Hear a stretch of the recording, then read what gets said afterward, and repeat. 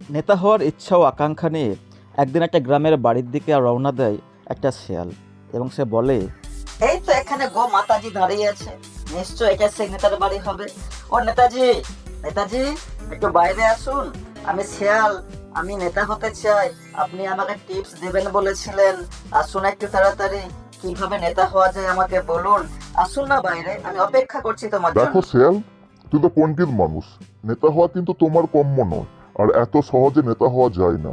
মিথ্যা না বলতে পারলে কোনোদিনও তুমি নেতা হতে পারবে না, বুঝলে শেয়াল পণ্ডিত? আরে দূর নেতাজি, মিথ্যা বলা তো খুব সহজ কাজ। আমি প্রত্যেকদিন মিথ্যা কথা বলতে পারি। তুমি আমাকে বলে দাও নেতা হতে পারবো কিনা, আর কি কি টেকনিক শিখতে হবে। আচ্ছা, তবে তোমাকে আমি বলছি, তুমি একটু মন দিয়ে শোনো। প্রথমে পাবলিককে বোকা বানাতে হবে। পাবলিককে প্রতিশ্রুতি দেবে যে এটা দেবো, ওটা দেবো, ওটা দেবো, সমস্ত কিছুই বলবে, কিন্তু বাস্তবে কিছু করবে না। শুধুমাত্র নিজের স্বার্থটাই দেখবে, তবেই তুমি প্রকৃত নেতা হতে যাবে। ওদিকে যাও না একটুখানি, বঙ্গের দিকে যাও না, বাংলায় তুমি দেখতে পাবে একটা বিরাট বড় নেতাকে। ও মা, এ তো বিশাল বড় নেতা, আমাকে তো অবশ্যই তবে এর কথা শুনতে হবে একবার।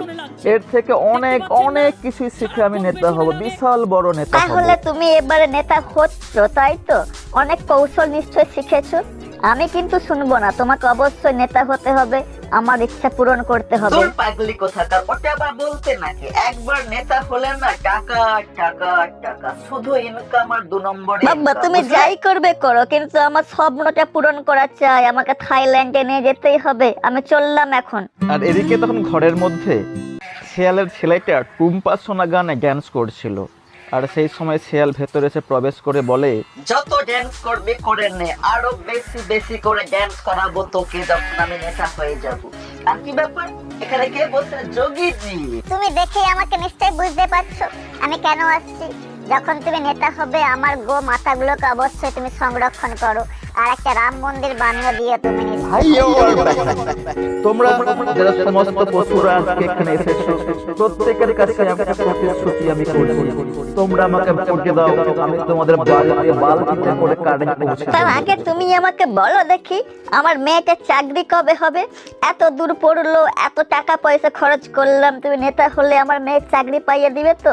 যা টাকা ঘুষ লাগিয়ে দেবো আমি। ওটার জন্য আবার বলতে হয় না, নেতা হলেই দেখবে প্রত্যেক ঘরে ঘরে আমি পার্সেল করে চাকরি পাঠিয়ে দেবো, কেউ একটাও বেকার থাকবে না। আর ওদিকে বানরের দল, তোমরা একদম চিন্তা করবে না, প্রত্যেক ঘরে ঘরে আমি পাইপ লাগিয়ে দেবো, সেখান থেকে মদ বেরোবে, একেবারে চুল্লু আর মদ খেয়ে বিভোর থাকবে।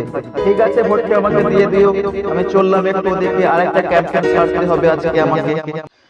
তখন শেয়াল একটু গভীর বনের দিকে চলে যায় আর বলে, পশুরা, তোমরা নিশ্চয়ই জানো আমি এবার ইলেকশনে দাঁড়িয়েছি।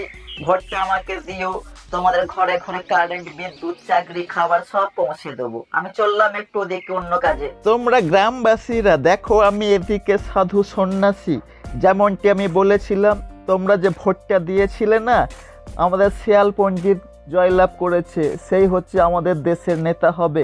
তোমরা আজ থেকে সবাই নেতা হওয়ার পর শেয়াল তার ঘর চেঞ্জ করে, এখন সে থাকে বিশাল বড় একটা অট্টালিকা, হ্যাঁ, চোখ ধাঁধানো একটা অট্টালিকা। নেতা হওয়ার পর তার জীবন স্টাইলই বদলে যায়। বাপ কেমন নেতা হলো, সত্যি কি আনন্দ লাগলো। ও টুম্পা সোনা, এদিকে আমার বাবা আসছে, একটু ওদিকে পালিয়ে যাই। আমি সিংহাসনে শপথ নিয়ে বলছি, এমন কোনো 2 নম্বরে কাজ নেই যেটা আমি করব না। আর শুধুমাত্র টাকা আর টাকা টাকা হেলেই আমার চলবে। আমি হলাম সেই শিয়াল।